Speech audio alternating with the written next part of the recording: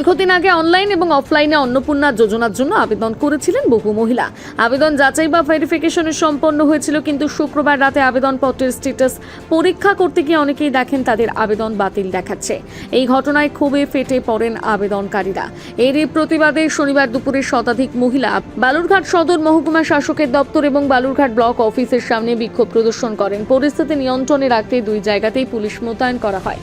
আন্দোলনকারীদের অভিযোগ, 1 মাস বা তারও আগে তারা অন্নপূর্ণা যোজনার জন্য আবেদন করেছিলেন। গত 1 জুলাই অনেক উপভোক্তার অ্যাকাউন্টে প্রকল্পের টাকা পৌঁছলেও তাদের অ্যাকাউন্টে কোনো অর্থ আসেনি। পরে স্ট্যাটাস পরীক্ষা করে তারা জানতে পারেন আবেদন বাতিল করা হয়েছে। অথচ কী কারণে আবেদন বাতিল করা হয়েছে সেই বিষয়ে কোনো স্পষ্ট কারণ জানানো হয়নি। এর প্রতিবাদে তারা প্রশাসনের কাছে জবাবদিহির দাবি জানান এবং দ্রুত সমস্যার সমাধানের দাবি তোলেন। এই বিষয়ে আন্দোলনকারী মাম্পি দেবনাথ জানান,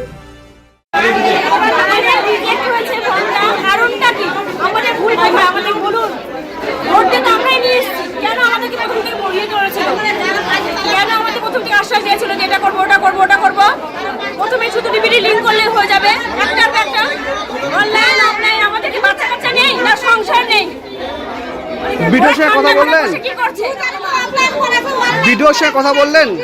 আমাদের ভিডিও স্যারের সঙ্গে কথা বলতে দেয়নি, আমাদের নামিয়ে দিয়েছে উপর থেকে।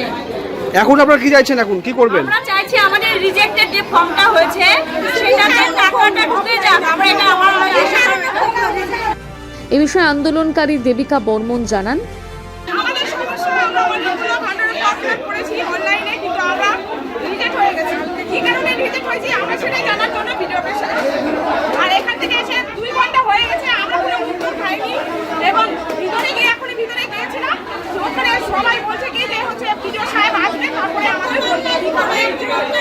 হ্যাঁ, কি কারণে পাচ্ছেন না বলেছে কিছু? এই কারণে তো বলছে না, এরা তো কিছু বলছে না, কোনো বুঝছেই না, আমরা কি করে জানবো? এই জানাটা হলে তো আমরা বালুরঘাট থেকে রিপন ভৌমিকের প্রতিবেদন, নিউজ টুডে।